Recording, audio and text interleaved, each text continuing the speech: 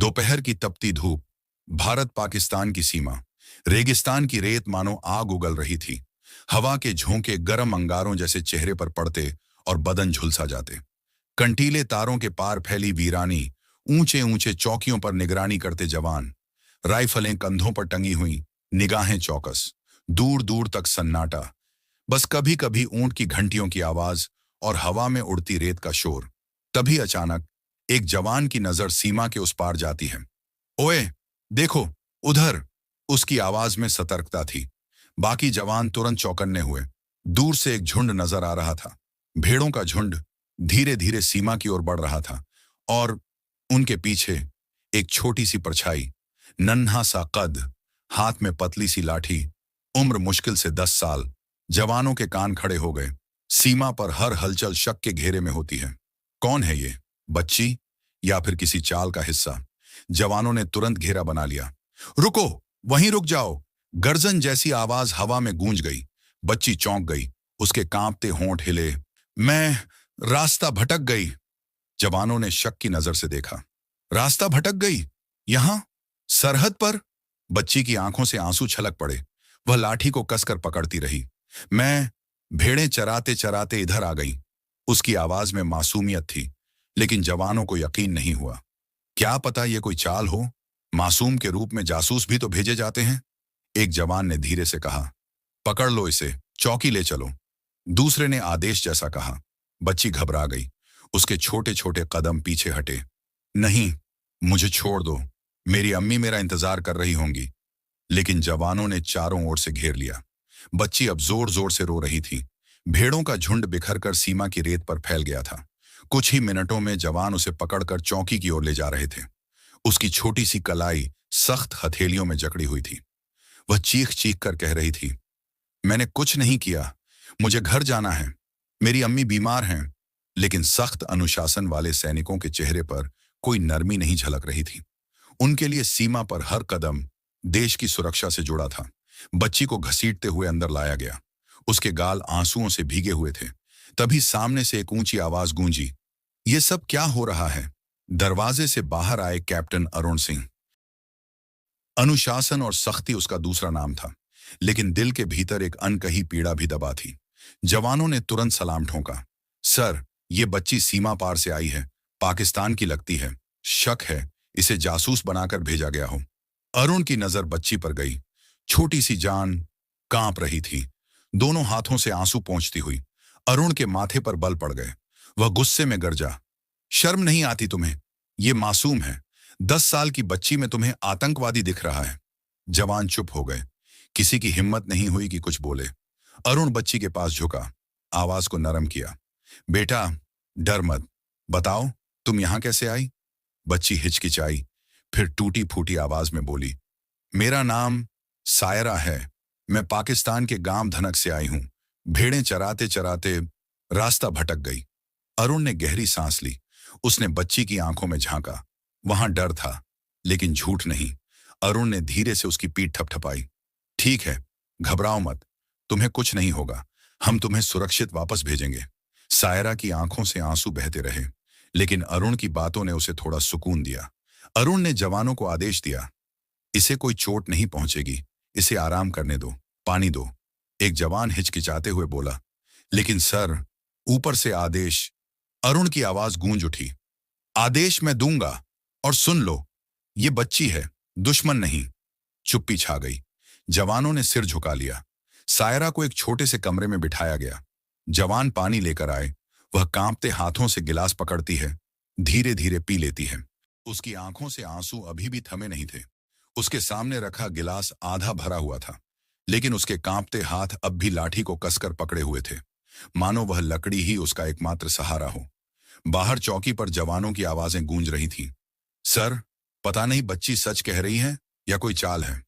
हाँ, पाकिस्तान वाले तो ऐसे ही तरीके निकालते हैं, लेकिन इतनी मासूम लगती है, क्या वो झूठ बोल सकती है? कैप्टन अरुण दूर से यह सब सुन रहे थे। उनके मन में भी युद्ध चल रहा था, कर्तव्य और इंसानियत का युद्ध। रेगिस्तान के बीच बसा एक छोटा सा गांव, कच्चे घर, टूटी चारपाइयां, और उन्हीं घरों में से एक सायरा का घर। दरवाजे पर बैठी एक कमजोर और बीमार औरत सायरा की अम्मी। चेहरे पर थकान, अंदर मिट्टी के चूल्हे पर कुछ उबल रहा है, बस दाल का पतला पानी। सायरा दौड़ती हुई आती है, चेहरे पर मासूम मुस्कान। अम्मी, देखो, आज मैं भेड़ों को बहुत दूर तक ले गई थी। घास मिली तो सबने पेट भरकर खाया। अम्मी मुस्कुराती हैं, फिर धीरे से खांसने लगती हैं। बेटी, तू इतनी छोटी है, फिर भी घर का बोझ उठाती है। सायरा हंसते हुए कहती है, अम्मी, अब्बू खेतों में मजदूरी करते हैं, आपको काम करने की जरूरत नहीं। मैं हूं ना, मैं सब कर लूंगी। लेकिन उसकी आंखों में छुपा डर कुछ और ही कहता था। उसका पिता दिन भर दूसरों के खेतों में मजदूरी करता। दिन की कमाई मुश्किल से 2 रोटियों के लिए काफी होती। कभी खाना मिलता, कभी भूखे ही सोना पड़ता। सायरा अक्सर अपनी भेड़ों को बेचकर घर चलाने का सपना देखती, लेकिन वो जानती थी इन भेड़ों के अलावा उसके पास कुछ नहीं। एक जवान खाना लेकर आता है, थाली में रोटी और दाल। सायरा घबराकर पीछे हटती है। जवान हंसकर कहता है, खाने से डरने की जरूरत नहीं है, ये जहर नहीं है, हमारी ही रोटी है, खा लो। वह धीरे से थाली रखकर बाहर चला जाता है। सायरा थाली को घूरती है, कुछ पल सोचती है, फिर कांपते हाथों से रोटी उठाती है। छोटे छोटे निवाले खाती हैं और खाते खाते आंखों से आंसू टपकते रहते हैं। बाहर चौकी पर 2 जवान बैठे बातें कर रहे हैं। एक बोला, पता नहीं सर ने इसे क्यों इतनी अहमियत दी है, आखिर पाकिस्तान से आई है। दूसरा जवान थोड़ा नरम दिल था, लेकिन ये बच्ची है, देख नहीं रहा कितनी डरी हुई है। पहला जवान हंसकर बोला, डर के नाटक भी तो हो सकते हैं, कौन जाने पीछे से क्या प्लान हो। उनकी बातों के बीच कैप्टन अरुण आते हैं। उनकी आंखें गुस्से से भर जाती हैं। मैंने कहा था ना, बच्ची है ये, इससे ज्यादा कुछ बोलने की जरूरत नहीं है। जवान तुरंत चुप हो जाते हैं। रात का सन्नाटा, रात गहरी हो चुकी थी। सायरा कमरे के कोने में सिकुड़कर सोने की कोशिश कर रही थी, लेकिन उसकी आंखों में नींद नहीं थी। हर बार जब आंखें बंद होती, अम्मी का चेहरा सामने आ जाता। बेटी, घर लौटने में देर मत करना। वह कांप उठती, आंखें खोल देती। दूसरे कमरे में अरुण बैठा हुआ था। टेबल पर नक्शा फैला था, लेकिन उसकी नजरें नक्शे पर नहीं थीं। वह बस सायरा के बारे में सोच रहा था। उसके दिल में हलचल थी, क्योंकि इस मासूम बच्ची को देख उसे अपनी बहन याद आ रही थी। वो बहन जो कभी इसी सरहद पर खेलते खेलते पाकिस्तान चली गई थी और फिर कभी वापस नहीं लौटी। अरुण ने मुट्ठी भींच ली।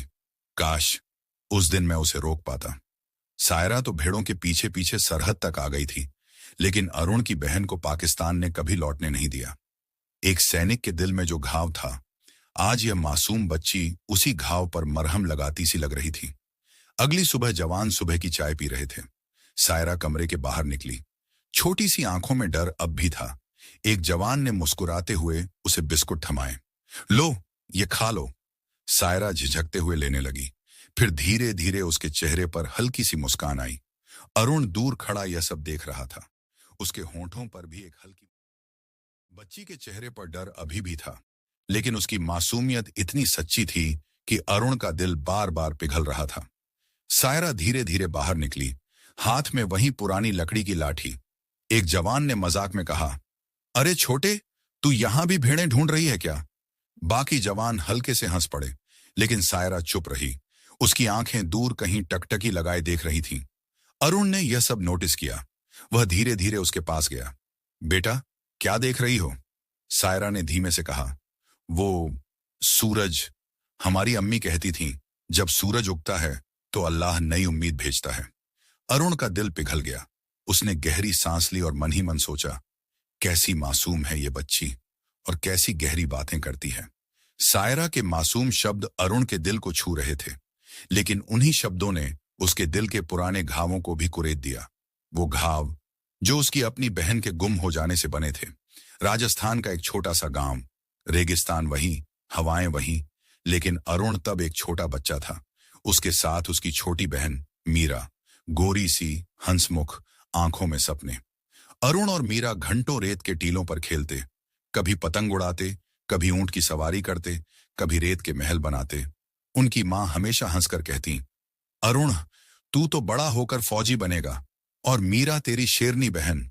अरुण गर्व से सीना चौड़ा करता और मीरा खिलखिलाकर हंस पड़ती। लेकिन किस्मत को कुछ और ही मंजूर था।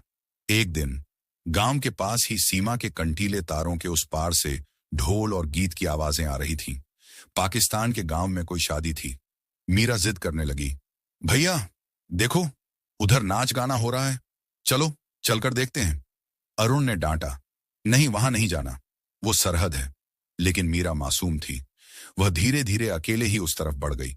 अरुण पीछे से दौड़ा, लेकिन देर हो चुकी थी। कुछ पाकिस्तानी गश्ती जवानों ने उसे पकड़ लिया।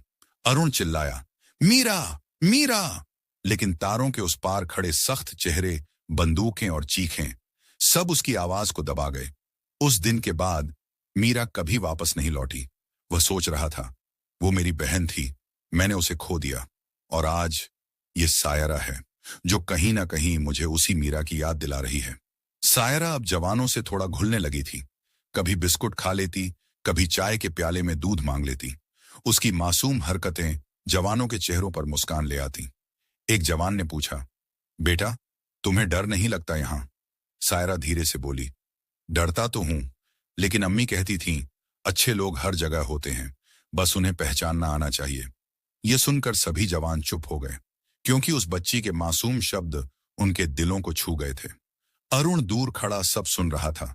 उसके चेहरे पर एक अजीब सी शांति और दुख दोनों थे। अरुण अकेले चौकी की छत पर बैठा था। सायरा चुपचाप उसके पास आकर बैठ गई। क्या हुआ, आप क्यों उदास हैं? अरुण चौंका। उसने मुस्कान छुपाने की कोशिश की। कुछ नहीं बेटा, बस पुराने दिनों की बातें याद आ रही थीं। सायरा ने मासूमियत से पूछा, आपकी भी अम्मी हैं? अरुण का गला भर आया। हाँ थीं, और एक छोटी बहन भी थी। सायरा ने चौंक कर कहा, बहन कहाँ है वो? अरुण ने गहरी सांस ली। कहीं इसी सरहद के उस पार। सायरा चुप हो गई। उसकी आंखों में सवाल थे, लेकिन उसने कुछ नहीं पूछा, बस धीरे से अरुण का हाथ पकड़ लिया। अरुण की आंखों से आंसू छलकने ही वाले थे, लेकिन उसने उन्हें दबा लिया। अरुण ने एक गहरी सांस ली। उनकी आंखों में अपनी खोई हुई बहन की छवि उभर आई। वही मासूम चेहरा, वही कांपते होंठ, वही डर। अरुण ने सायरा के सामने जाकर नरम आवाज में कहा, बेटा तुम्हें डरने की जरूरत नहीं है, यहां कोई तुम्हें नुकसान नहीं पहुंचाएगा। सायरा ने कांपते हुए हाथ जोड़कर कहा, मुझे बस अम्मी के पास भेज दो, वो मेरा इंतजार कर रही होंगी। उसकी मासूमियत ने चौकी का माहौल बदल दिया। इसी बीच रेडियो पर संदेश आया, कैप्टन अरुण तुरंत मुख्यालय रिपोर्ट करें, बच्ची को लेकर उच्च अधिकारी बात करना चाहते हैं। अरुण समझ गए कि मामला अब आसान नहीं रहा। उन्होंने सायरा की ओर देखा और उसके सिर पर हाथ रखते हुए बोले, चिंता मत करो, मैं तुम्हारा साथ दूंगा, चाहे कुछ भी हो।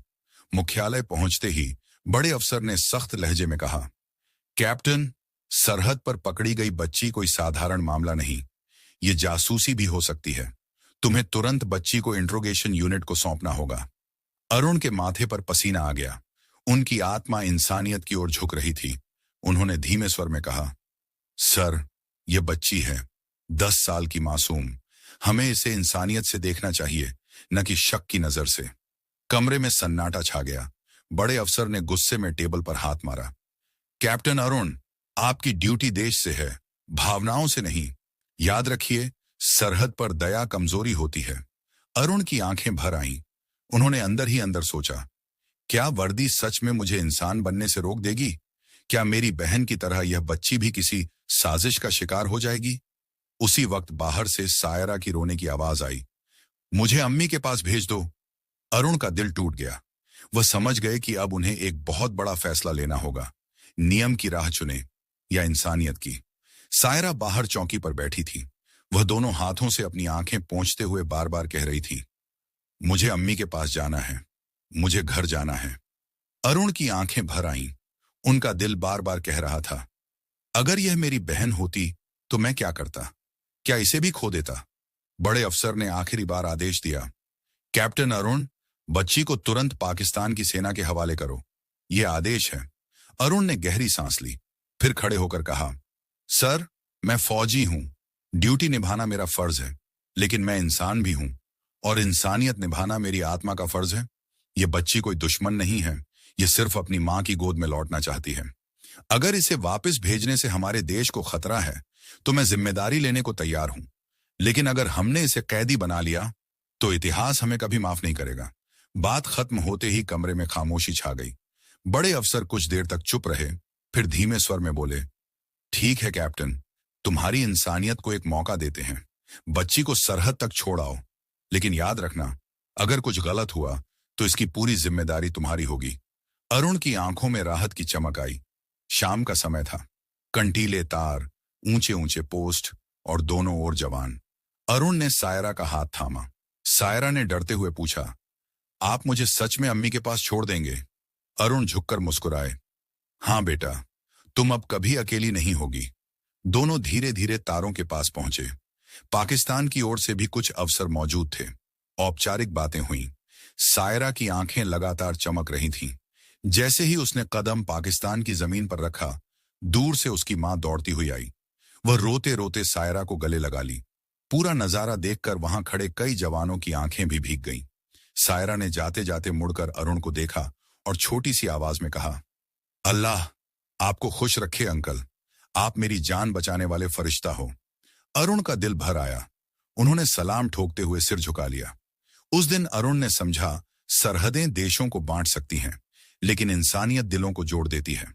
कभी कभी एक मासूम की मुस्कान जीत होती है और बंदूकें हार जाती हैं। कहानी अच्छी लगी हो तो कमेंट करके जरूर बताएं, और आप ये वीडियो कहां से देख रहे हैं जरूर बताएं।